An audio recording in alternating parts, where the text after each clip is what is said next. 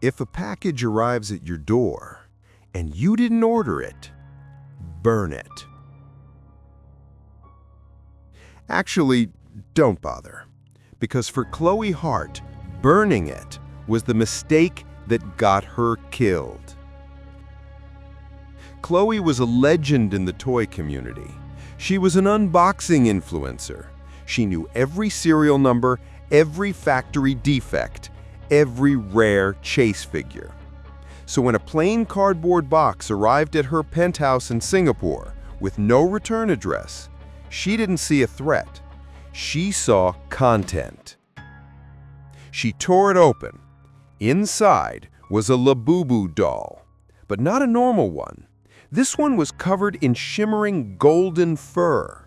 It wasn't in any catalog. It didn't exist on any forum. It was a one of one.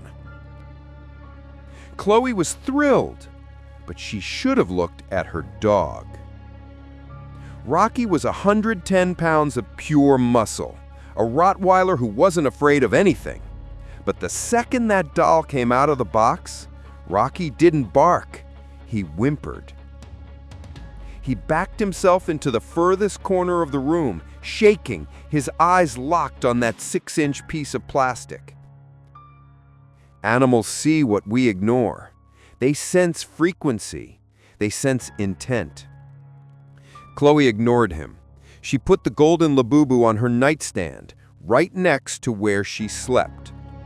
The next morning, Chloe woke up with a migraine that felt like an ice pick.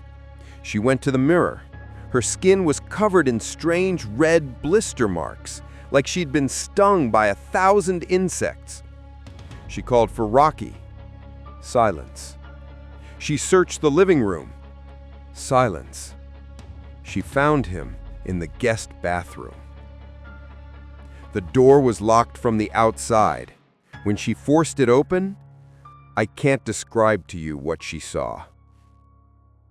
Let's just say the police report stated it looked like a bear attack in a sealed, high-rise apartment. Chloe snapped. She knew.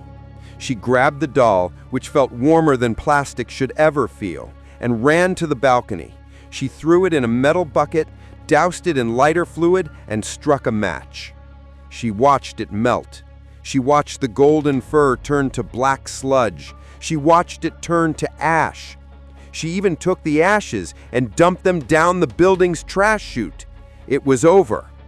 Physics says it was over. Logic says it was over. She walked back into her bedroom to pack a bag. She wanted to leave, but she stopped. Sitting in the center of her bed, pristine, unburnt, without a single scratch on it, was the golden doll. And in its hands, it was holding Rocky's collar. Her sister found her body 12 hours later. Her face was frozen in a scream. But here is the part that keeps me up at night. The doll wasn't on the bed anymore. The police found it in the hallway, inside a cardboard box, taped up. It had a fresh shipping label on it. It wasn't addressed to the police station. It wasn't addressed to a museum. The label was addressed to a random subscriber who had commented on her last video saying, "I wish I had that doll." The package entered the mail stream before the cops could stop it. It's still out there. So tell me, did you order anything online recently? Because if a plain box shows up tomorrow, do not open it.